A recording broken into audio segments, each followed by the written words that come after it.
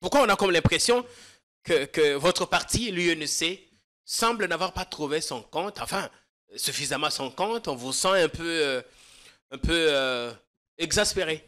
Mais écoutez, vous savez que déjà qu'on est en politique, même dans la vie en général, on cherche toujours à avoir mieux. Oui. Vous comprenez? Même vous, dans tout ce que vous faites, vous cherchez toujours à avoir mieux. Absolument. Mais sinon, bon, il arrive à certains moments où on ne brûle pas la case parce que simplement, on n'a pas le mieux qu'on est en train de chercher. Et quitte à... On ne voit pas des figures bien connues du parti dans ce gouvernement. On s'attendait voir quand même des visages bien connus. Enfin, il y en a peut-être qu'on ne sait pas facilement identifier. Seul Moline de Sakom, il a aussi, l'opinion se demande s'il y est pour son compte personnel ou le compte de l'UNC. On n'est pas naïf. On sait que, quelque part, dans certaines officines, les gens voudraient bien opposer le chef de l'État au président Vital Kamerhe et tout ça. Mais bon, écoutez, je crois que nous sommes des chats échaudés. Oui. Nous avons l'expérience.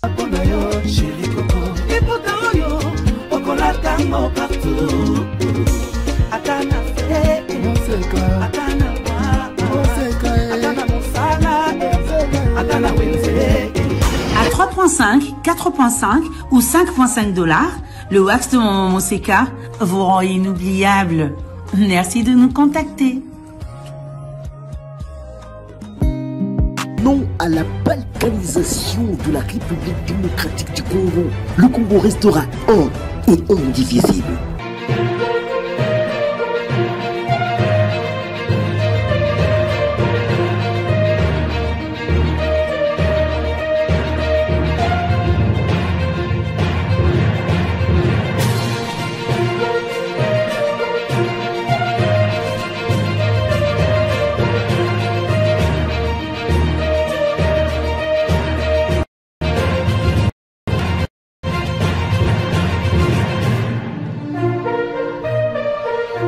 Bienvenue sur notre chaîne. Tout ça pour ça. Petite phrase, mais pas si banale, qui tenaille ce soir les esprits les plus avisés. Oui, a-t-on pris tout ce temps juste pour ça? S'interroge d'autres esprits les plus critiques. Oui, après 5 longs mois de discussions, interminables négociations et consultations, Félix Tshisekedi tient désormais son premier gouvernement post-élection. Oui, pour son deuxième quinquennat. On a dit qu'on n'y retrouverait pas des autorités morales. Plusieurs sont revenus. 24 anciennes figures reviennent, sont maintenues, d'autres permutées. Au point que quelqu'un s'est amusé à dire, seul le président sait établir la corrélation des compétences entre la défense et le transport pour Jean-Pierre Bemba, ou encore les hydrocarbures et les sports pour Didier Boutin. Mais là n'est pas le problème. Dans cette émission, on va scanner ce gouvernement. 6 vice-primatures, 6 vice-premières primatures, si vous voulez bien.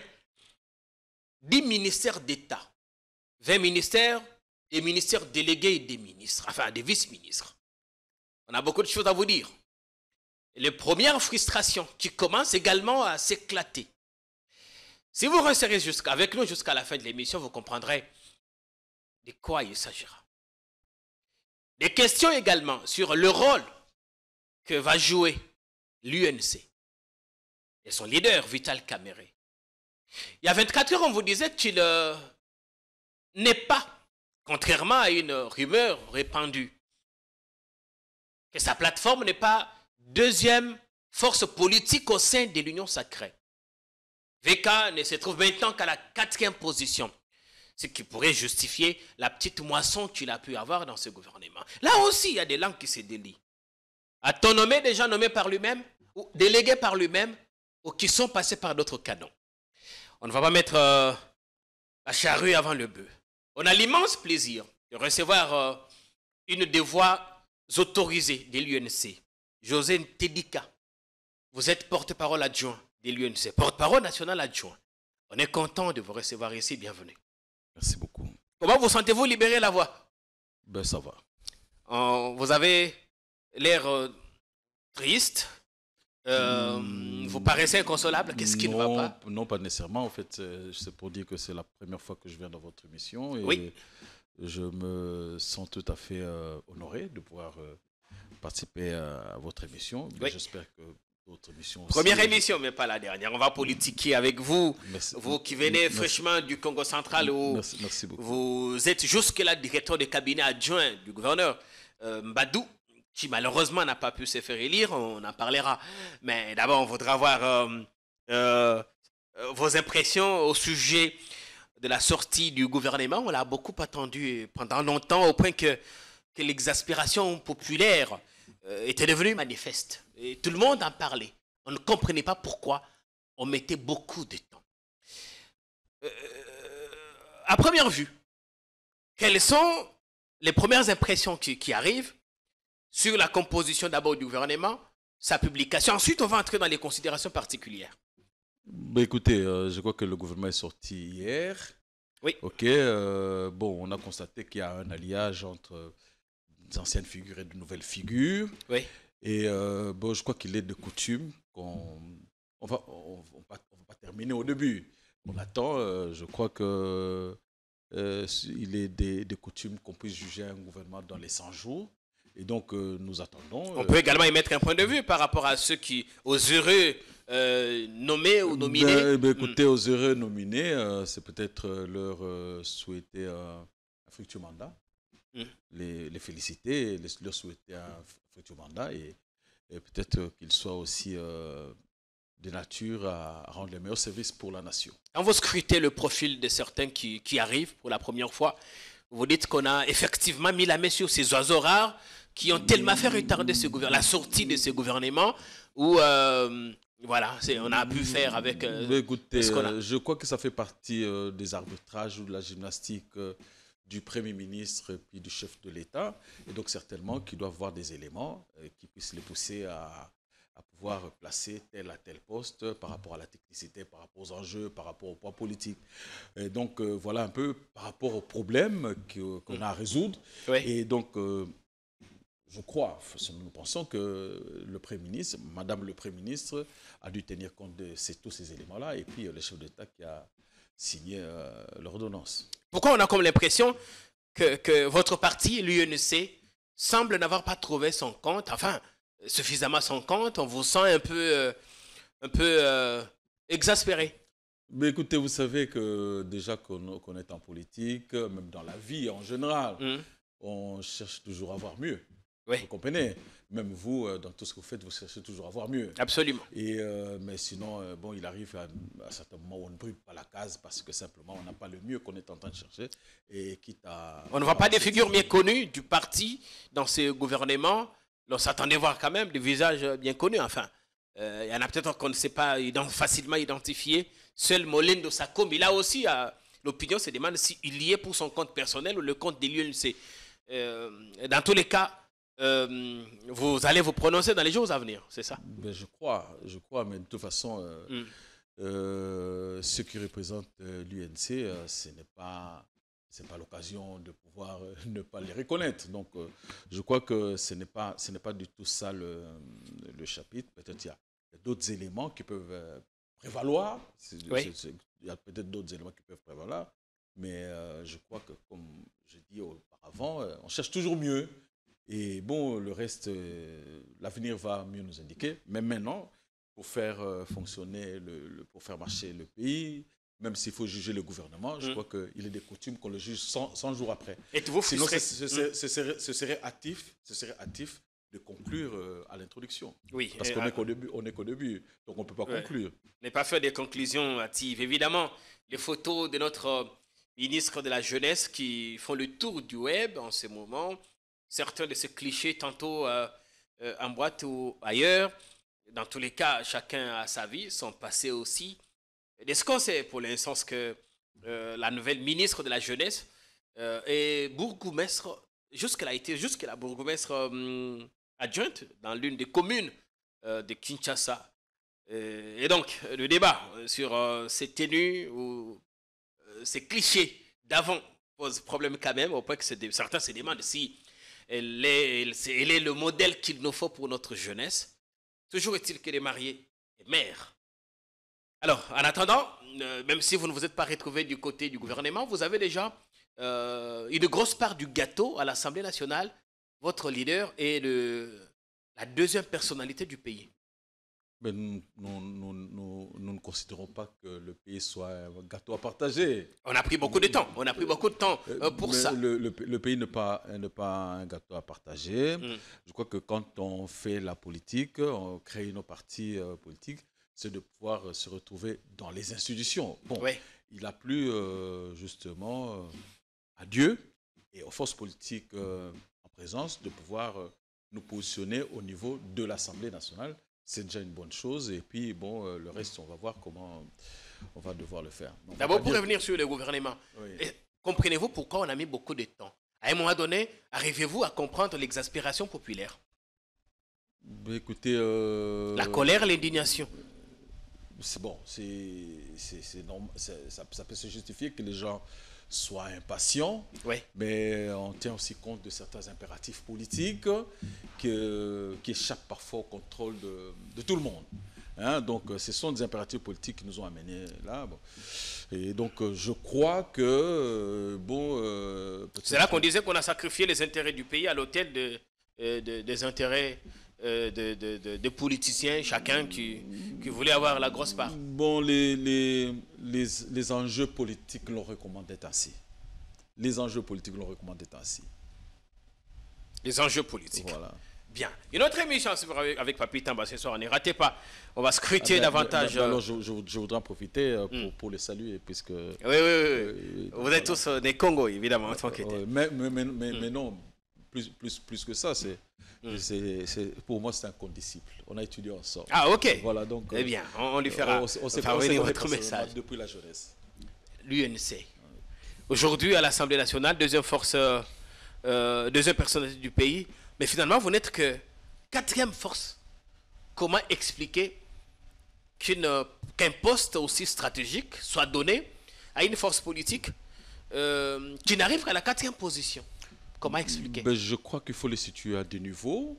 Ouais. Le premier niveau, c'est qu'on peut tout dire, mais il faut reconnaître quand même que le président Vital Kamerhe, sinon l'UNC, c'est le premier partenaire du chef de l'État, de l'UDPS, depuis 2018, qu'on a cheminé ensemble. La configuration a sûrement changé après ces élections. Ben oui, ça change. Même après l'Union sacrée. Ça, c'est le premier élément. C'est le premier élément. Mais déjà qu'à la base, l'Union sacrée va de cash. Parce que le cash, même en se constituant, avait prévu des tentacules vers d'autres mouvements. Donc, ça, c'est un élément dont il faut tenir compte. Mais un deuxième élément, c'est un jeu d'alliance. Je crois que le président Vital Kamerhe, avec le gabarit qu'il présente, tout ça, c'est quand même une personne iconique du pays qui était mieux vue pour cette institution-là. Et puis, bon, voilà, il a dû faire des alliances, notamment avec l'UDPS, avec les autres partis. Le PCR, sa plateforme, ou la plateforme qu'ils ont dû constituer après l'élection. Et c'est ce qui... Je sais si elle existe toujours, enfin, cette plateforme, le PCR. Bon, je crois qu'au regard de résultats qu'elle engage, il y a lieu de croire que le PCR est vivant et viable. Quand vous suivez les images du président Tshisekedi en Europe avec la diaspora, et que vous entendez dans la salle des gens crier « Vital, voleur, Vital, voleur », ça s'est passé à Paris, ensuite à Bruxelles. En ce moment-là, l'élection n'était pas encore, ne s'était pas encore tenue. Est-ce que ça vous choque quand vous entendez ici ou ailleurs l'affaire 100 jours qui va inévitablement coller avec à vie? Est-ce que vous arrivez à vous dire qu'un jour nous arriverons à effacer cette mauvaise presse qu'a notre leader dans l'opinion? Mais déjà, ce premier épisode dont vous parlez, tout le monde peut comprendre que c'est l'effet de la manipulation de certaines personnes. La manipulation. C'est l'effet de la manipulation de certaines personnes. Mais c'est comme nous avons toujours dit, le président Vital Kamerhe, c'est quelqu'un qui est voué à un grand destin. Et quand on est voué à un grand destin, il y a toujours un passage, parfois comme ça, qui est de nature peut-être à freiner votre destin, mais ça ne peut pas freiner malheureusement ce destin-là. Et donc, c'est comme je le dis encore, c'est un peu comme un maçon qui construit sa maison, oui, et il n'a pas le temps de chaque fois se retourner vis-à-vis de ceux des braillards, parce que sinon il ne saura pas terminer sa maison.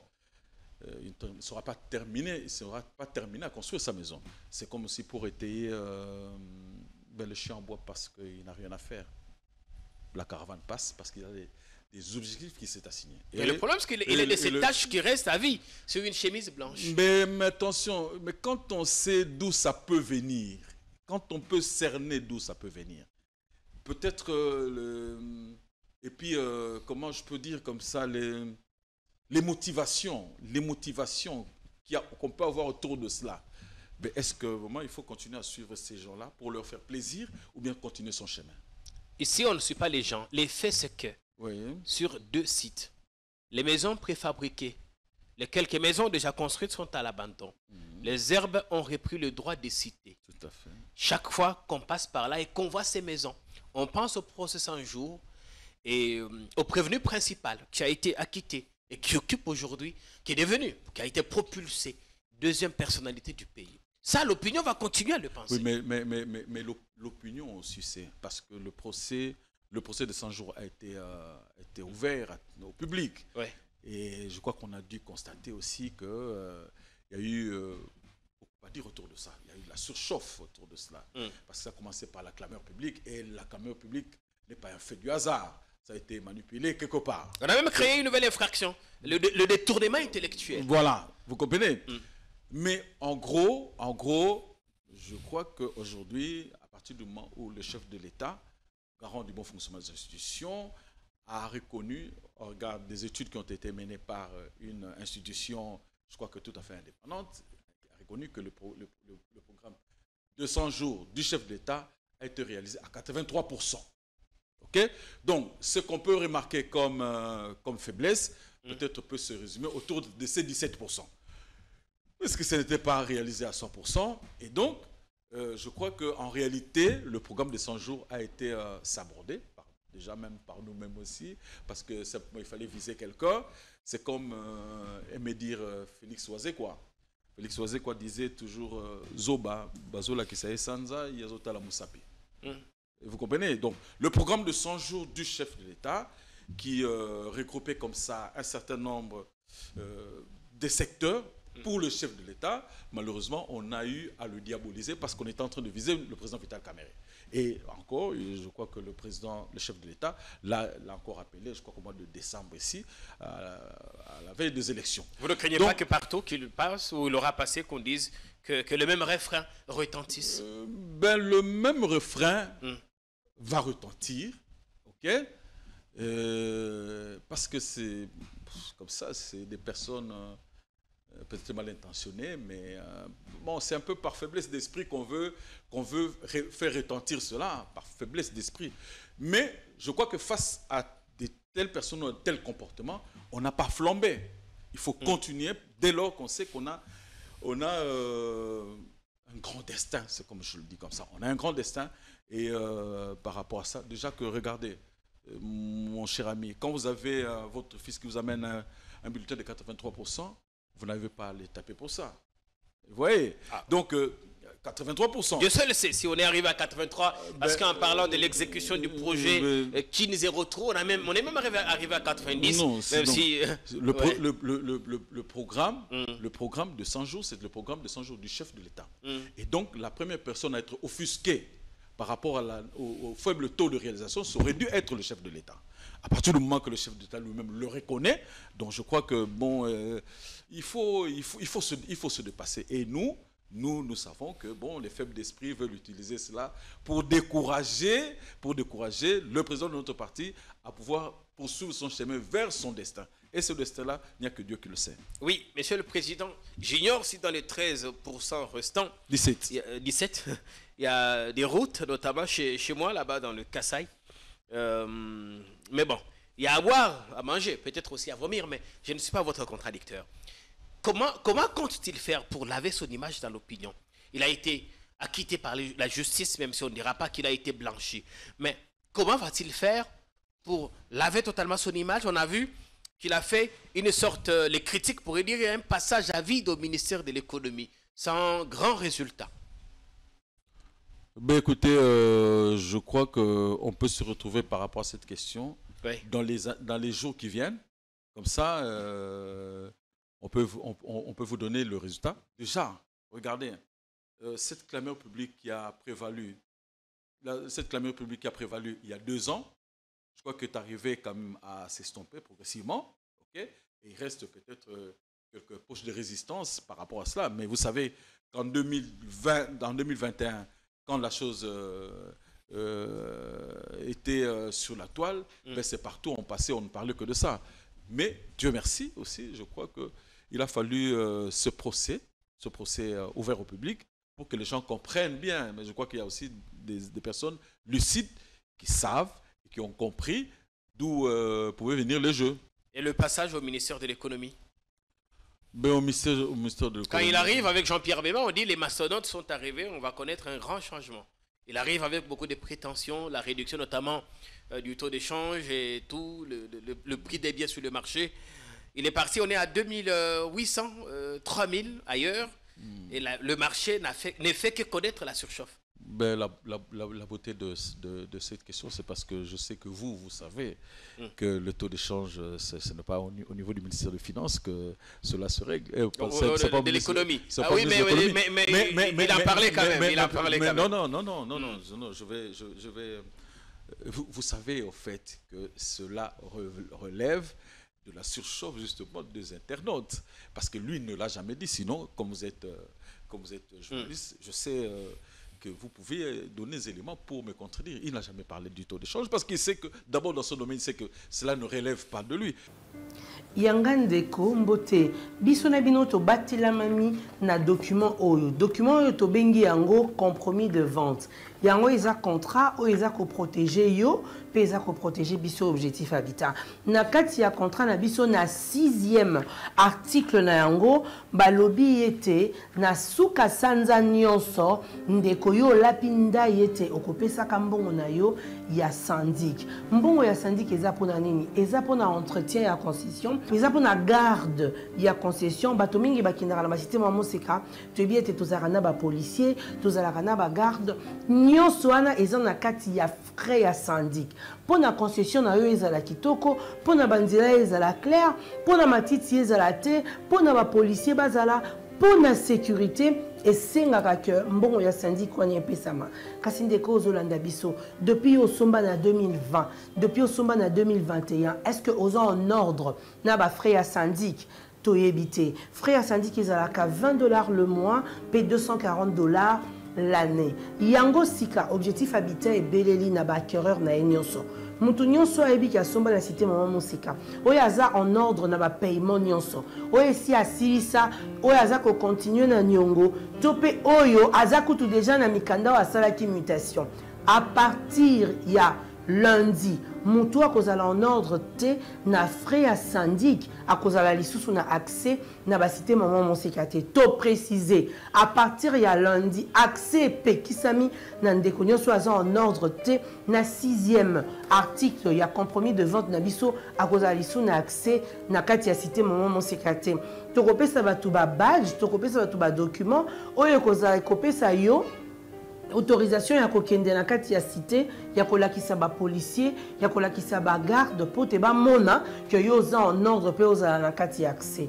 to bongisa mosala na biso po mboka ekende liboso pona nyonso objectif ekoba kosepelisa bino bao ya yeba acquéreur.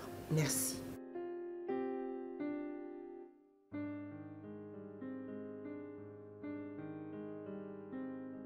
Objectif Habitat, votre objectif. Mais en plus, pour régler le taux de change, ce n'est pas par la parole, c'est par la production. Oui. C'est par la production. Et donc, je crois que lui le sait mieux que quiconque, qui ne pouvait pas faire de telles allégations. Mais bon, on ne le voit pas seulement négativement. Hein. Ça veut dire que les gens attendent beaucoup de lui. Et là, c'est une responsabilité sur laquelle il prend conscience. Quand on dit qu'il a fait un passage à vide, il laisse nos marchés fortement surchauffés. Écoutez, d'abord, qu'est-ce qu'on lui reprocherait? Parce que on aurait voulu qu'il participe notamment à la stabilisation des prix des biens. Et la première mesure qu'il prend quand il arrive, quand il y a surchauffe dans le Katanga pour le maïs, c'est qu'il faut aller acheter le maïs en Afrique du Sud et en Zambie. Et là, quand ça ne marche pas, on dit non, il y a un opposant à participer pour que la Zambie ne ferme ses portes. Non, mais sur l'épisode du maïs, il n'était pas question que je sache que le gouvernement achète du maïs.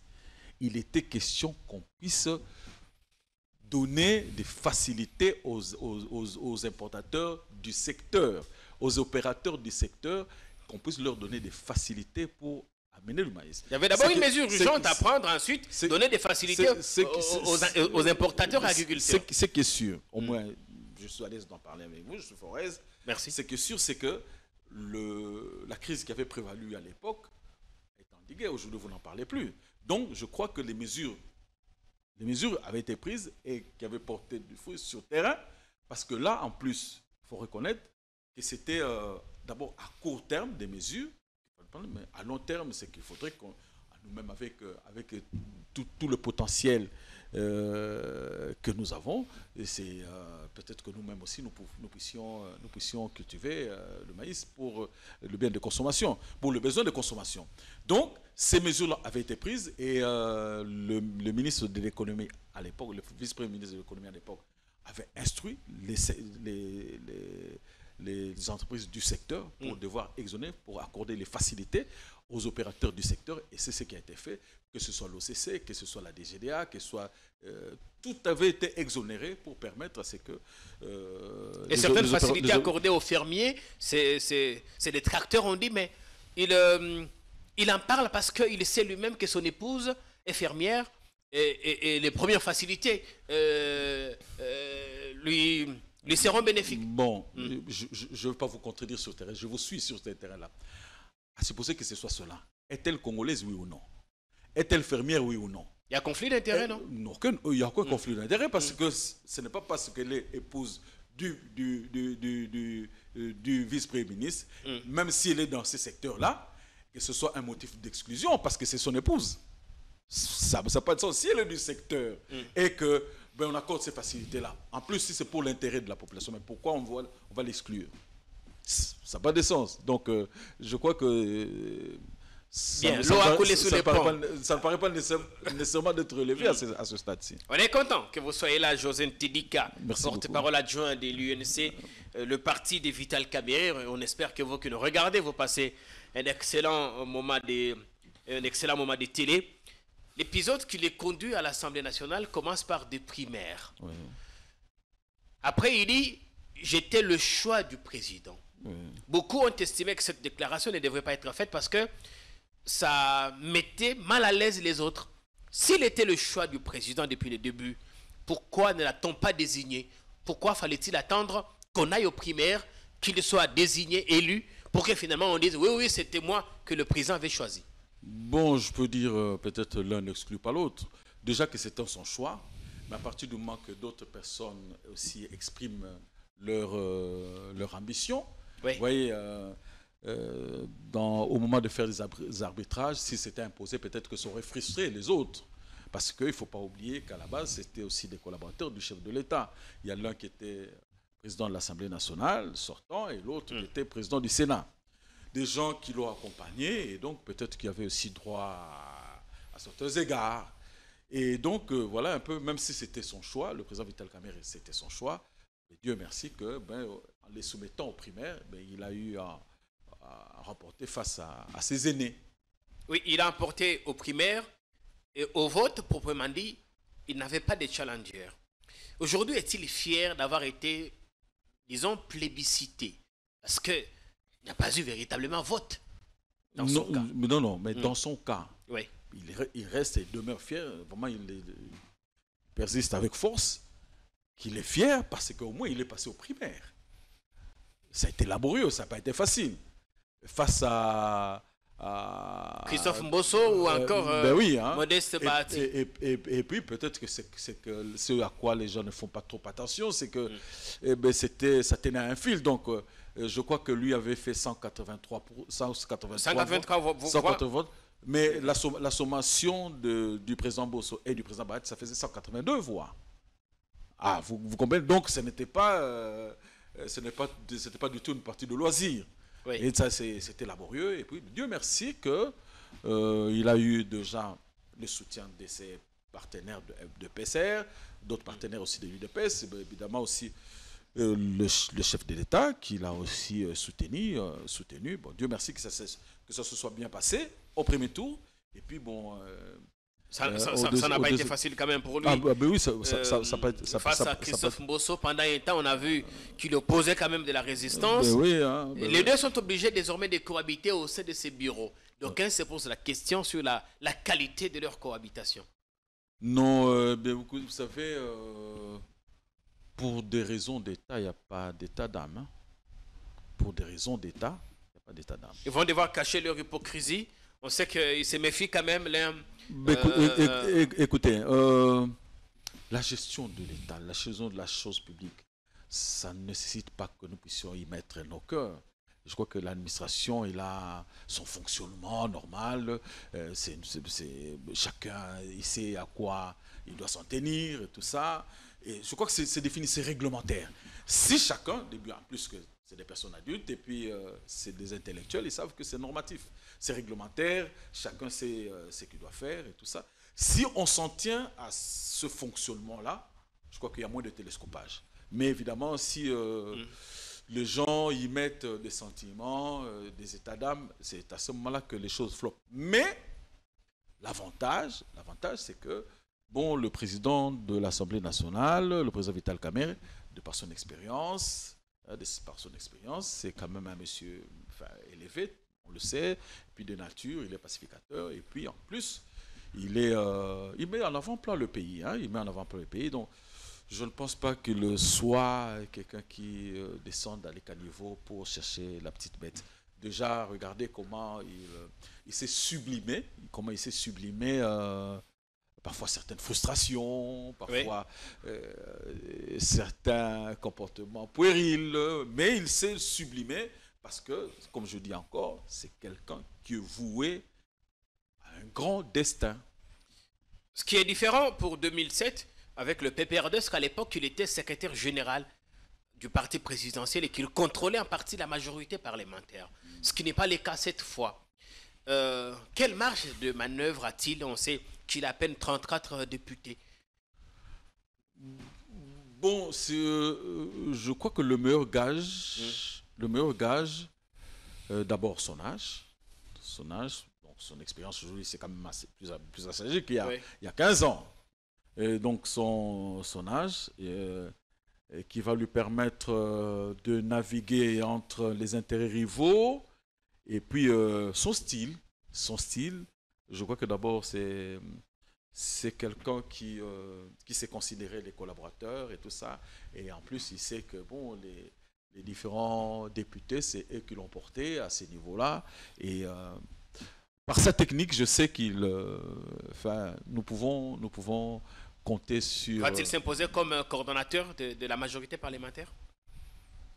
Bon, d'abord, je crois qu'il faut qu'il puisse mieux maîtriser l'Assemblée, parce que l'Assemblée nationale devra jouer son rôle, et notamment le meilleur rôle, et s'il arrive à mieux le jouer, le reste, ça peut... C'est des tracteurs disent qu'il a beaucoup de prétentions, qu'il est trop prétentieux. Par rapport à quoi? Déjà, quand il commence, il prend la parole, il pointe du doigt accusateur l'Ouganda dans l'agression de la RDC comme étant complice. C'est que le gouvernement n'a jamais dit, ce que le président lui-même n'a jamais osé dénoncer. Là, on dit, il essaie de faire le showman comme il aime bien, montrer que lui connaît beaucoup de choses, ou carrément monter le peuple contre le président en disant que pendant longtemps, il a protégé l'Ouganda, pourtant, lui aussi complice du malheur de nos frères dans l'Est. Non, vous savez, les gens cherchent toujours la petite bête. On dit qu'on cherche la nuit. L'a dit plusieurs fois que nous étions agressés par les pays. Mais il cite souvent, et nommément le Rwanda, toujours Paul Kagame. Mais attendez, vous cherchez toujours la petite bête. Le chef de l'État a toujours parlé de nos voisins. Il parle toujours au pluriel, de nos voisins. Oui. Bon, alors donc, je crois que peut-être que... Mais le problème, c'est que nous avons des troupes ougandaises ici chez nous. On a 1700 hommes d'armée ougandaise, les UPDF, qui sont ici. Mais vous savez qu'il y a... On héberge donc nos agresseurs. Vous savez qu'il y a dans notre comment je peux dire, dans notre zone frontalière, ouais. On est menacé par les ADF, tout ça, qui sont quand même de l'autre côté du pays que vous venez de citer, et puis le M23 qui bénéficie d'un large soutien de l'autre pays encore. Donc vous voyez un peu, c'était secret pour personne. Alors il faut pas... Le problème c'est quoi, mon cher ami? Le problème c'est quoi? C'est que les gens se plairaient ou se plaisent de chercher toujours quelque chose qui s'apparente à une friction avec le chef de l'État, parce que ça les plaît. Hein, ils se plaisent comme ça à chercher des frictions. On cherche à opposer VK au président. Ben oui, mais c'est une démarche qui a commencé depuis longtemps, déjà depuis 2018, enfin, quand on arrive au pouvoir et tout ça, on cherche toujours à les opposer. Mais je crois que ce n'est pas... Au point qu'après sa sortie des prisons, certains l'ont vu débarquer dans l'opposition. Certains ont pensé qu'il quitterait Félix Tshisekedi. Non. Le président Vital Kamerhe, c'est d'abord quelqu'un de loyal. Et je crois qu'il a encore affirmé dernièrement qu'il renouvelait sa loyauté au chef de l'État. Et pour le reste là-bas, les gens peuvent toujours ergoter autour de ça. C'est parce que, déjà regardez, même quand il était en prison, ça dérangeait les gens. Oui, parce que même en prison, les gens voulaient bien... Vous avez suivi le procès des 100 jours, comment les gens ont voulu à tout prix le mettre au pilori. Oui. Mais ça arrange les gens. Mais bon, c'est comme je dis encore, c'est le passage, peut-être le passage obligé de certaines personnes qui sont vouées au grand destin. Mais attendez, regardez un peu même l'histoire de la Côte d'Ivoire avec Alassane Dramane Ouattara. Vous avez vu comment tout ce qu'il a connu comme péripéties. Oui. Mais regardez un peu aussi le président Étienne Tshisekedi. Il a connu beaucoup de problèmes, la relégation et tout ça, beaucoup de problèmes. Et donc, voilà. Je vous dis encore, mais regardez. Actuellement, Charles Blé Goudé. Oui. Charles Blé Goudé. Le président des Jeunes Patriotes. Voilà. Et lui-même a dit 11 fois emprisonné. Quand il raconte son histoire, comment il s'est retrouvé à la CPI. Donc, c'est des gens comme ça, voués au grand destin. Un grand destin. Est-ce que l'Assemblée nationale est une passerelle pour arriver au palais de la nation? Vous allez répondre à la question, mais je voudrais qu'on regarde d'abord un journaliste critique. Eric Wemba était ici. Il a dit un certain nombre de choses concernant le tout nouveau président de l'Assemblée nationale. On regarde, et José Ntedika ne reviendra pas là, c'est pour commenter. Parce qu'ici, vous savez, VK, comme on dit quand chez les naturels, au réveil en galop, VK, quand vous suivez son discours, vous êtes en face de quelqu'un qui se projette déjà vers 2028. VK ne regarde pas. Il considère l'Assemblée nationale comme un tremplin. Il n'a jamais oublié qu'il a un accord avec Tshisekedi. Il devait faire de lui président de la République. Il n'a jamais renoncé à ses ambitions présidentielles. Certes, on l'a empêché en le mettant en prison, mais il garde ça. Hier, quand il parlait, il a commis... C'était avant-hier. Avant-hier. Nous considérons ça comme une première gaffe, même s'il y a une part de vérité dans ce qu'il dit. Ouais. Mais un homme d'État ne parle jamais comme un homme de riz. Il est président de l'Assemblée nationale, donc il devrait cesser de faire du populisme. Parce que quand il dit que nous sommes victimes d'une agression rwando-ougandaise... Agression féroce, il faut préciser. Féroce. Les Rwandais, Tshisekedi les cite tous les jours, mais il n'a jamais cité l'Ouganda. même s'il y a des soupçons légitimes, des propos de son fils Par le d'état-major. passé, Mbosso avait déjà cité l'Ouganda. Ah, moi, je n'ai jamais entendu ça. Si, moi, oui. Moi, je parle de VK. J'ai vu VK citer officiellement l'Ouganda. Alors que la RDC n'a jamais cité l'Ouganda. Là où il y a cohérence, jusqu'au moment où nous parlons, la RDC est en opération conjointe avec l'Ouganda au niveau de l'Est pour Évidemment, il y a neutraliser 1700 les ADF d'Alo. oui. On ne peut pas, en même temps, voilà l'incohérence, dire que tel État nous agresse et en même temps nous sommes en coopération conjointe avec eux. Si c'est que lui-même n'a jamais cité le nom de l'Ouganda, ni même notre ministre des Affaires étrangères, VK les cite. Peut-être pour faire plaisir à son ami James Kabarebe, à qui il a offert des chèvres, parce que vous savez, à un certain moment, pour se dédouaner, James voudrait dire que Bunanga n'est plus proche du Ouganda que du Rwanda. Et s'il y a eu prise de Bunangana, les rebelles du M23 étaient plus soudés par les Ougandais. À un moment, c'est pour autant dire que c'est vous l'opinion. attaquez C'est ce que pense une certaine opinion. vous attaquez trop l'Ouganda pour l'Ouganda. Il y a des soupçons légitimes, Jess Kabarebe, mais est-ce qu'il appartenait à Vital Kamerhe de le dire? On dit qu'il est populiste, showman. Ben écoutez, moi je l'ai suivi, mon ami journaliste, je l'ai suivi. Eric Mais- Wimba. Ouais. Eric Wimba, bon, que je peux saluer. Mais en fait, lui-même a dit, même s'il y a, Une partie des vérités. non, il a dit, même s'il y a suspicion légitime. Légitime. Ouais. Donc lui-même, quand il dit suspicion légitime, ça dit lui-même reconnaît qu'ils sont là. Je m'en tiens, je vais pas aller dans tous les développements qu'il a. Mais lui, Ouais. ça vient de lui. Il dit, même s'il y a suspicion légitime, Que qu'il soit là. l'Ouganda nous agresse. Bon, alors maintenant, au fait, il veut attaquer le président Vital parce qu'il s'appelle Vital Kamerhe. Alors, il dit- Parce que lui-même, le journaliste, a reconnu qu'ils sont là. Dans son propos, c'est pas moi. Je crois que je suis à l'aise parce que je parle. Oui, je on peut vous parler- comprends très on peut bien. parler comme intellectuel. Oui, je je suis Forez. Lui-même, le journaliste, a dit il y a suspicion légitime. Donc il reconnaît que. Mais il insiste que le président Vital ne devrait pas parler comme un homme de la rue. Non. Parce que cela peut être à la base d'un incident diplomatique, une crise diplomatique entre les deux États. Non, mais attendez, mais de quoi il condamne le président Vital Kamerhe? Parce que lui-même a reconnu qu'ils sont là, le journaliste. Il dit, même s'il y a suspicion légitime qu'ils soient, il reconnaît qu'ils sont là. Donc évidemment, comme c'est sorti du président Vital Kamerhe, il faut chercher à regoter, il faut chercher à... On cherche la bête noire. Il faut chercher la bête noire, mais en plus, mais vous savez, en 2021... La Claire République a commencé comme ça, toujours avec. Ça a commencé, vous le savez, avec les journalistes qui ont organisé des émissions. Journaliste, il y a eu Kabound qui a fait une descente de terrain. Ça a commencé toujours comme ça. Donc, on n'est pas naïf. On sait que, quelque part, dans certaines officines, les gens voudraient bien opposer le chef de l'État au président Vital Kamerhe et tout ça. Mais bon, écoutez, je crois que nous sommes des chats échaudés. Oui. Nous avons l'expérience. Quand il dit qu'il est plutôt populiste que véritablement homme d'État. Bon, ça c'est son appréciation, mais tout le monde, je crois que sur la caractéristique d'homme d'État du président Vital Kamerhe, je crois qu'il peut être isolé. Il n'y a pas beaucoup de gens qui pensent que Vital Kamerhe n'est pas un homme d'État. Il est isolé. Le poste qu'il a maintenant va-t-il lui permettre d'assouvir ses ambitions, lui permettre de réaliser ses rêves de tout le temps, devenir président de la République? Non, mais attendez, son rêve d'abord c'est de servir les Congolais, ok? En étant au sommet, à la tête. Le président Vital Kamerhe ne fait pas des postes, un cliché, n'a pas de clichés sur des postes. N'a pas de clichés sur des postes.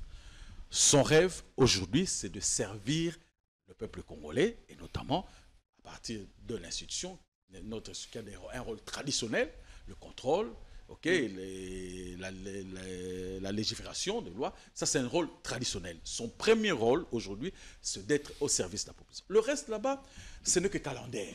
Maintenant, il est déjà deuxième personnalité du pays. Il voudrait bien devenir la première personnalité. Mais écoutez, il fait de la présidence, comme on peut dire, une vocation. Mais ce n'est pas une obsession. Parce qu'avant l'alliance avec Félix Tshisekedi, il était déjà candidat, en 2011. Il était candidat en 2011. Il était candidat en 2018. Ouais. Okay? En 2023, il a fait des concessions encore. Ok? Donc, c'est pour dire que le destin des dieux, le destin de l'homme, de tout homme, dépend des dieux. Ok? Oui. Donc, lui n'est pas dans un schéma calendaire. 2028, parce que il faut seulement parler de 2028, alors qu'il y a des problèmes à résoudre en 2024 ici, la guerre à l'Est, comment on peut contrôler le gouvernement, qui doit appliquer le programme du chef de l'État pendant la campagne, ok, et il faut contrôler ce gouvernement, alors qu'on est sur ce terrain. Les gens font des projections sur 2020. Je crois qu'on n'est pas encore là. Mais évidemment, parce qu'on sent que la bataille du Dauphiné a déjà commencé en coulisses. Est-il déjà en train d'affûter ses moyens? Écoutez, si cette bataille a commencé en coulisses... On le sent. Non, si cette bataille a commencé en coulisses, lui, dans cette coulisse, il n'est pas là. Aujourd'hui, là, il y a des problèmes qu'il doit résoudre en 2024, qu'on doit résoudre. Il y a le chef d'État qui est allé aux élections, qui a battu campagne, qui a fait des promesses et tout ça, lesquelles promesses doivent être exécutées par le gouvernement et contrôlées par l'Assemblée nationale. Le rôle aujourd'hui, c'est d'être au service d'abord de la population et accompagner le chef de l'État par rapport aux promesses qui ont été faites. Attends, il ne va pas oublier ses rêves à lui, ses ambitions à lui. Mais le reste, c'est Dieu. Le reste, c'est Dieu. Parce qu'à côté, José Tédika, ces détracteurs disent il faut faire attention avec VK. Il est en position de tireur embusqué. À tout moment, il peut surprendre. Il se voit déjà dauphin, successeur de Félix Tshisekedi. Dieu merci, vous avez dit ces détracteurs. Ces détracteurs. Alors, s'ils se réveillent chaque jour pour se dire ce que ce détracteur pense, il ne va pas être au service de la population. Parce que ces détracteurs-là ne pensent qu'à leurs intérêts à eux. Ce sont leurs intérêts à eux. Parce que s'ils étaient en train de rendre service au chef de l'État, ils verraient quels sont les problèmes qu'on doit résoudre en 2024, 2025, 2026, 2027, peut-être 2028. Mais eux, ils font des projections de 2028 à telle enseigne que les problèmes cruciaux qu'on doit résoudre, on risque de passer à côté de ça, mon cher ami. Donc, ceux qui estiment être bien avec le chef d'État, bien l'accompagner, c'est plutôt de parler de 2024 ici. On a le problème sécuritaire, on a des problèmes d'emploi, on a des problèmes, il y a des problèmes d'alimentation et tout ça, énergie, de tout genre, eau et électricité. Ce sont ces problèmes-là qu'on doit résoudre en 2024. Mais ça, il faut on déjà... ne doit pas se projeter en 2028 parce que 2028 appartient à Dieu. Et donc lui, Vital Kamerhe est au service, effectivement, ses ambitions majeures, c'est d'être au service de la population. Et maintenant, il va taire ses ambitions au profit des intérêts de Félix Tshisekedi.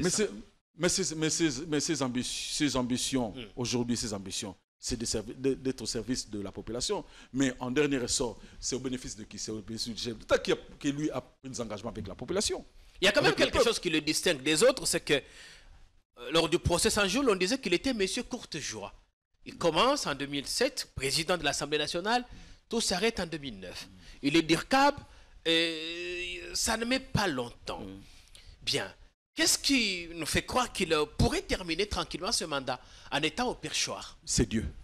C'est Dieu. Les attitudes aussi, la gestion, la gouvernance. Mais vous savez, regardez, déjà le nom de Vital Kamerhe dérange les gens. À telle enseigne que même quand il était en prison, il y a des gens qui étaient dérangés. Bon, maintenant, que doit-il faire pour plaire à ces gens-là? On dit qu'il aime le spectacle, il voulait se faire passer pour le vice-président de la République. Il faisait ombrage au président, c'est ce qu'on dit. José Tédika. Allez-y. Les gens les lui ont collé pour le distendre du chef de l'État. Les gens les lui ont collé pour le distendre. À telle enseigne qu'on a organisé cette histoire du programme de 100 jours et tout. Mais en plus, qu'est-ce que ça a apporté, ce genre de diabolisation? Vous avez dit, il y a des containers, il y a des maisons préfabriquées. Les maisons préfabriquées. Ça n'a pas évolué, mais les maisons préfabriquées là, c'était au service des policiers et des militaires. Oui. Mais en dernier ressort, au bénéfice de qui? Du chef de l'État qui aurait réalisé cela. Mais on a torpillé ce programme-là parce qu'on ne voyait qu'une seule personne. Je reviens encore à dire ce que Wazekwa disait. J'aime bien le citer. Zo babazola kisae sansa yazuta la musapi. C'est ce que Wazekwa disait, Félix Wazekwa. Alors, vous avez appris on a torpillé le programme de 100 jours du chef de l'État, parce qu'il fallait viser une seule personne. Mais les militaires et les policiers, ils sont au service de la nation. Qui est le père de la nation? C'est le chef de l'État. Donc, au fait, en réalité, la personne qu'on a voulu torpiller, c'est le chef d'État, ce n'est pas le président. Le chef de l'État qui était visé. On dit qu'il aime bien le spectacle. Il aime bien apparaître, être vu. C'est pas compliqué, voilà. Ceux qui n'aiment, non, c'est pas compliqué, Jean-Pierre. Ouais. Ceux qui n'aiment pas son spectacle, nous on se plaît à regarder ce spectacle-là. Ceux qui n'aiment pas ce spectacle, qui ne regardent pas. C'est comme quelqu'un qui organise un concert. Est-ce qu'il vous invite tous? Dernièrement, il y a eu le concert du pasteur Moïse-Mbi. Oui. Est-ce que tout le monde est parti là-bas? Personnellement, non. Bon, voilà. Donc, alors maintenant, c'est pas compliqué. Ceux qui ne se plaisent pas à ça, on leur demande de ne pas suivre le spectacle. Oui, parce nous, que déjà, nous, ça nous plaît. La déclaration sur l'Ouganda, on dit, mais c'est comme ça que ça s'est passé en 2009 avec Kabila, le PPRD. Mais je vous ai dit, notre ami journaliste, dans toute l'épopée qu'il a présentée, mais il dit dans son exposé, lui m'a reconnu qu'ils sont là. Et maintenant, ça devient outrageant. C'est quand Vital Kamerhe, parce que sa tête ne plaît pas, que ça devient outrageant. Non. Lui-même l'a reconnu en tant que journaliste. Le changement de la Constitution va passer par lui, c'est ça? Bon, écoutez, je crois que d'abord, la Constitution, c'est une œuvre humaine. Hein? Oui. Je crois qu'on peut se mettre d'accord que la Constitution est une œuvre humaine. Et une œuvre humaine, elle est perfectible. Oui. Donc, je crois que le débat qui peut s'inviter aujourd'hui, avant d'entrer dans le fond, quels sont les articles qu'on peut, tout ça. Mais nous pensons quand même que, bon, la Constitution étant une œuvre humaine, on peut toujours la réadapter. Attendez, Jean-Pierre. On a des vidéos des VK. 2014, 15, 16. C'est pas compliqué. Farouchement opposé à tout. Là, on ne parlait pas du changement, mais plutôt de la révision. Mais 10 ans après, il y a eu une évolution. On va juste lui opposer ses propres dires. Mais c'est pas compliqué, puisque 10 ans après, il y a une évolution. Mais attendez, regardez. Je prends un petit exemple. Un petit exemple. J'étais en train de suivre un président de l'Assemblée provinciale qui parlait des élections des députés, des gouverneurs. Oui. Il dit comme ça, l'élection de gouverneurs, enfin, certaines provinces, peut vous amener à battre campagne plus ou moins autour de 5 millions de dollars qu'une personne doit débourser pour accéder au pouvoir. 5 millions pour être gouverneur. Le prix à payer. Je suivais un président de l'Assemblée provinciale.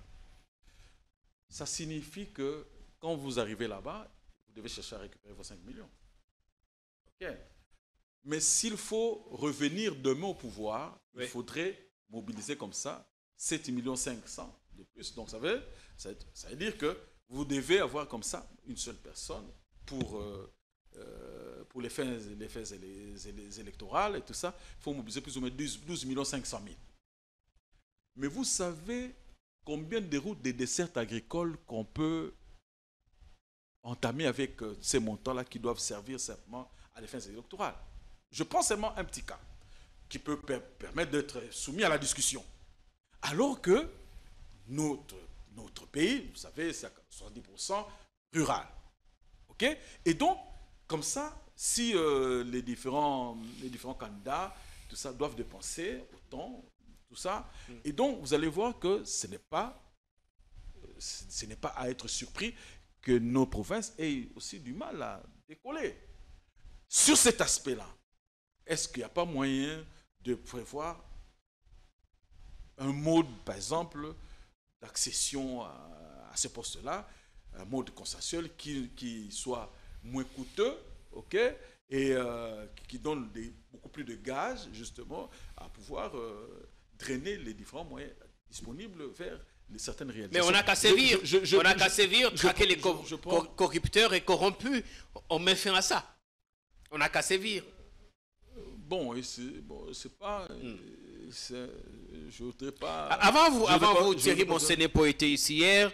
Il était candidat sénateur dans le Maïndombe. Là-bas, les dernières élections ont été un véritable jackpot pour les députés provinciaux. Certains ont tellement placé la barre très haut qu'ils demandaient jusqu'à 150 000 $. Mais dans tous les cas, ces gens sont identifiés, on peut sévir, les arrêter, les punir, et ça servira des leçons aux autres. Mais enfin, c'est pas pour ça que... Donc, moi, est-ce que, au fait, c'est une pratique. C'est une pratique. Est-ce qu'il faut seulement la désigner comme la corruption? Je ne sais pas, je ne voudrais pas entrer dans ce terrain-là. Mais c'est une pratique qui nécessite réflexion, hein, et qui nous permettent quand même de se dire, est-ce qu'il n'y a pas moyen de trouver des arguments constitutionnels, hein, pour diminuer le plus possible cela, pour que ces moyens-là qui sont disponibles être éparpillés comme ça. On va profiter du changement pour passer du quinquennat au septennat, donner une présidence à vie, c'est ce que craignent les opposants. Jean-Pierre, les opposants, c'est leur droit d'avoir peur. Nous aussi, à l'époque, on avait peur. C'est leur droit. Et nous, nous avons le devoir de les rassurer. C'est leur droit d'avoir peur. C'est leur droit. Pensez-vous qu'aujourd'hui, notre opinion, l'opinion est favorable à ce qu'on donne une présidence à vie? C'est pour cela que le débat doit s'ouvrir. À cette étape-ci, on n'entre pas encore dans le fond. Moi, j'ai effleuré un aspect, mais on ne va pas encore entrer dans le fond. Aujourd'hui, il ne faudrait pas qu'on surchauffe les gens, qu'on comprenne qu'une constitution, c'est une œuvre humaine et qu'elle peut toujours être réadaptée. Maintenant, modifier, tout ça, ça va être des termes qu'on va utiliser, mais je crois qu'au regard de 18 ans après, on peut reconnaître certaines faiblesses qui permettent justement de pouvoir remodeler cela et, au profit de tous. Mais le débat s'invite. Aujourd'hui, il y a ceux qui se disent on ne peut pas modifier la Constitution. C'est une œuvre humaine. Même la Bible, elle a plusieurs versions. Mais le problème, c'est que... La Bible qui est la parole de Dieu qui est immuable, a plusieurs versions. Le problème est que ceux qui sont au pouvoir sont les mêmes qui étaient des farouches opposants à toute révision de la Constitution. Évidemment, il y a des dispositions qui méritent d'être révisables, mais n'est pas touché aux dispositions verrouillées. Vous étiez, parce qu'on commence à atterrir, ou vous êtes encore directeur de cabinet adjoint du gouverneur du Congo central, disons le gouverneur sortant parce qu'il a été battu aux élections par son propre vice-gouverneur. Je crois que ça a été un épisode marquant dans sa carrière politique. Et là, vous avez laissé beaucoup de chantiers inachevés, notamment l'éternel chantier du stade Lumumba de Matadi. Les hommes passent, les institutions restent. Ce n'est pas un chantier de X ou de Y, de Jean-Pierre, c'est un chantier de la province. Voilà. Quel grand chantier vous l'avez trouvé. Il y a la continuité de l'État. Vous l'avez trouvé. Mais déjà là, je crois que le débat juridique n'est pas encore terminé. Oui, parce qu'ils ont saisi. Oui, comme le débat juridique n'est pas encore terminé, je crois que on pourra bien se réserver. C'est à la fin du processus juridique qu'on pourra... Oui. Pour l'instant, on ne dit pas qui a gagné. Est-il que dans les urnes, c'était grâce à Bilolo. Mais parlons des réalisations. Vous avez eu environ 1 année et demie de mandat. Qu'est-ce que vous avez fait de si marquant dans le Congo central, à commencer par la ville de Matadi? C'est vous qui avez parlé du chantier et du stade. Vous l'avez trouvé, vous l'avez laissé? Oui, on l'a trouvé, on l'a laissé.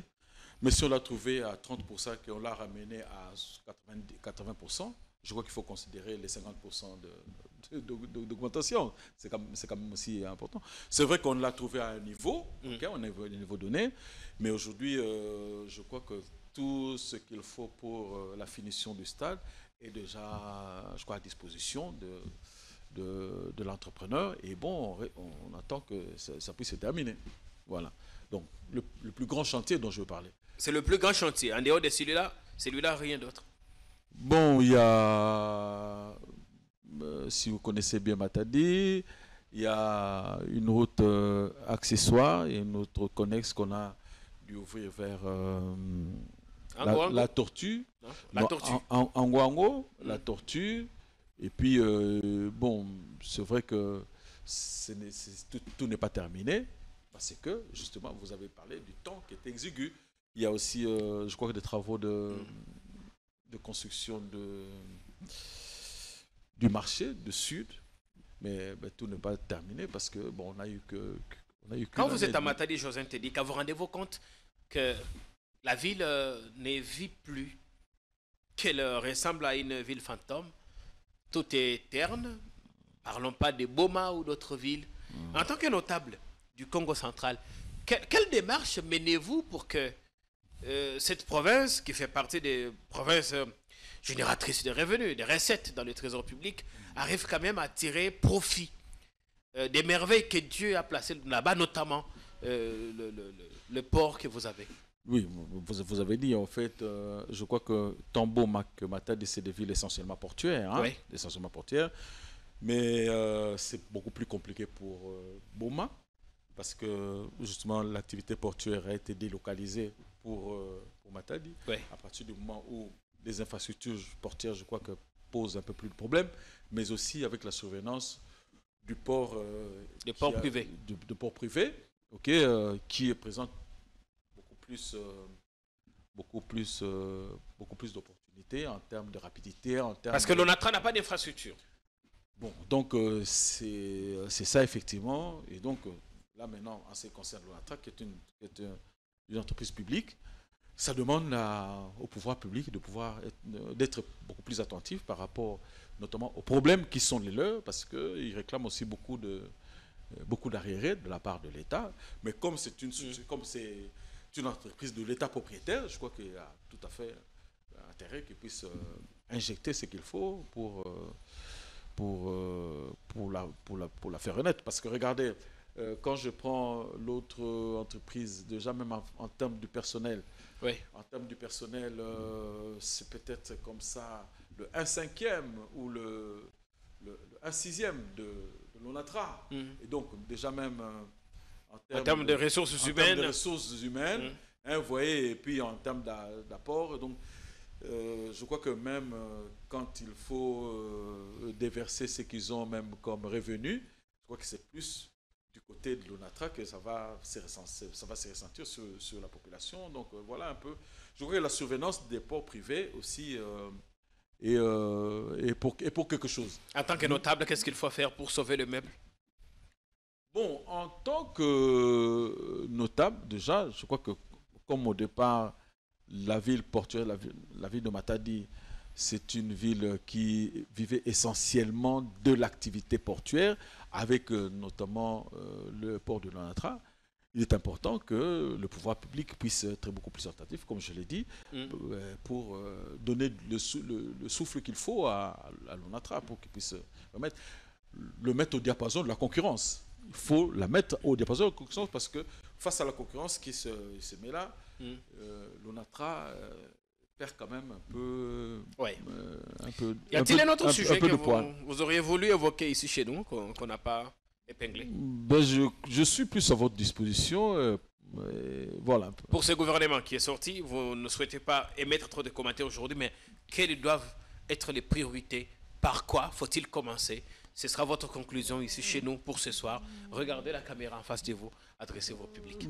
Je crois que c'est le chef d'État qui le dit assez souvent. Il parle de son problème le plus majeur dont il a toujours parlé, c'est le problème de sécurité. Le problème sécuritaire. Et puis je crois que le deuxième problème, c'est donner à manger à la population. Un peu pour paraphraser Mitterrand qui disait... quand on accède au pouvoir, le pain pour le peuple, et l'emploi pour l'élite. Donc je crois qu'il y a le problème, les gens veulent bien manger, mais les gens aussi ont besoin d'emploi et tout ça. Donc voilà un peu tout ce à quoi ils doivent s'atteler, c'est important. Merci à vous d'être venu chez nous. Merci beaucoup, Joseph Tenika, vous êtes le porte-parole adjoint de l'UNC, le parti de Vital Kamerhe. Pour l'instant, vos ambitions personnelles, vous étiez au cabinet là-bas, dans le Congo central. Vous n'êtes pas au gouvernement, vous n'êtes pas élu député. Comment comptez-vous vous occuper? C'est Dieu qui le sait. Vous restez porte-parole du parti. C'est que sûr, bonne chance à vous. C'est que sûr, je suis au service de mon parti, puisque là, je suis porte-parole national adjoint. C'est un parti que nous avons porté. C'est un parti que nous avons... qui nous a entraînés. C'est depuis la création, du moins au niveau du Congo central, parce que je viens du Congo central, je viens de Matadi, donc c'est nous qui l'avons quand même porté à ce niveau-là, déjà au moment de l'opposition et maintenant encore. Donc voilà un peu, je reste au service du parti où je me plais bien d'être porte-parole national adjoint. Oui, quand vous êtes ici, n'hésitez pas de nous voir. Aussi, nous avons l'occasion, j'espère que c'est temps vous êtes ici à Kinshasa. De temps en temps, nos portes vous resteront ouvertes et vous serez toujours le bienvenu. Merci beaucoup, c'est avec plaisir en plus. Merci également à vous qui avez pris le temps de nous regarder. On espère bien avec délectation. On se retrouve ce soir après notre numéro. Une émission n'est pas ratée, je vous préviens. Allez, à très vite, portez-vous bien, au revoir. Ils ont été ovationnés tout le long du trajet qui mène à l'aéroport. Motivés, ils sont surexcités à l'idée de partir. Oui, quitter Kinshasa, de surcroît par avion, une grande première pour certains d'entre eux. Heureux parce qu'ils ont reçu les échos de leurs prédécesseurs. Surexcités parce qu'ils ne vont pas à Guantanamo, ils ne vont pas à Kassapa ou encore à la prison militaire d'Endolo, d'où ressortent d'ailleurs certains d'entre eux. Après une brève escale à l'aéroport de Bipemba de Mbujimaï, ils seront escortés pendant 6 heures jusqu'à Kanyama KCC. Les nouveaux locataires du centre d'instruction et de formation Félix-Antoine Tshisekedi de KCC rejoignent une autre vague d'environ 1000 personnes qui les ont précédés. Et tous au départ suivront des formations basiques, d'abord sur la nouvelle citoyenneté et l'agriculture. Ensuite, selon l'aptitude, les aptitudes de chacun, ils vont devoir se spécialiser, qui dans la maçonnerie, qui dans la menuiserie, l'électricité ou encore la mécanique auto. Une formation financée par l'État congolais qui prendra plus d'1 année et qui sera sanctionnée par un brevet. Ensuite, le nouveau citoyen remodelé, recyclé, sera réinséré dans la société, mécanisé puis payé, déployé ici ou ailleurs pour être utile à la République.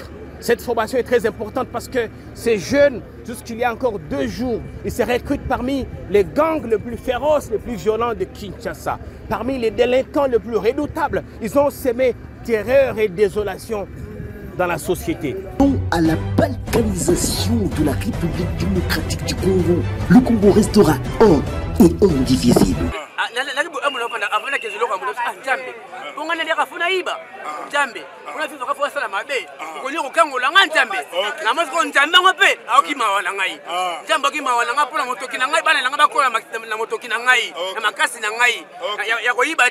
yanini te pona parler ba na bien malaki ala ba kola na moto na ngai njamba ko sunga na sita formation militaire na ko tateni na ko songa na ko la ba na ngai ne pas ibati ne fait discipline militaire et la venga bongo ne ba o za mabe o malamu tembi ko ko ina ke ndolo na sa mabe aba fata mana o siko baninga yo tiki na victoire muyibi olobi baninga na ngai ona tiki na victoire ngabo kifwa yo général bob kifwa ngai yo abi ande ko mo tika libanda bo changer bo changer bo luka musala biso totoka musala to mona moyo ko ya musala ngwe za kite tiko njamba se songolu otamba osaimbe babo bakangio po ekende elave yo mais moi osonga mutasika to boko la bana biso boko la bana le bien la kito famille le bien la kito ala par grâce de Dieu jambe asungi biso lelo to ke musala soda to sa formation to matricule to bima na discipline militaire to sunga bana so na famille biso ba le matricule à l'état fati beto ngai sina komi boy ya pour la famille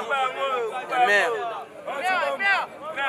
ngai ite atali 6 fois prison lolo moko na jo ngai 24 ans na moi muke makasi on le la sepeli makasi ndenge l'état a tenu une décision qui toyekola ba métier misala tozonga message ana ezalika faut tika mabe bonga na âge na 24 ans d'âge 6 fois prison bandi poloro 2016 âge na ngana na 2016 bandi si le 2024 la sala ra mabe ngo aulu ale l'état tsebiso maboko toye no sa musala nenga kimia nenga bomoko nasengika na mama nanga acha susi mingi pona ya zangi pamba na ke musala na ya ozonga nakanaki kokoma place ote na nzambe ka asunga abatela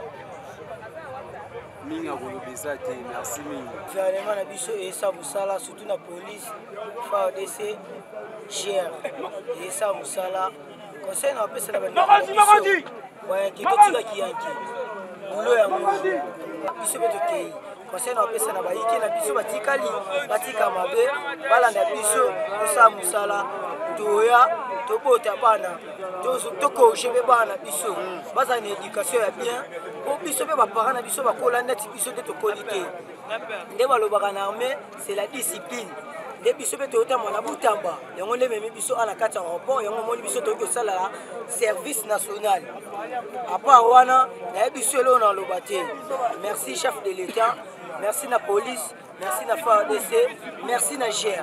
Oui, comme vous les voyez, ils sont dans la joie parce qu'ils savent plus ou moins ce qu'ils deviendront une fois la formation terminée. L'exemple le plus patent, c'est celui de leurs prédécesseurs.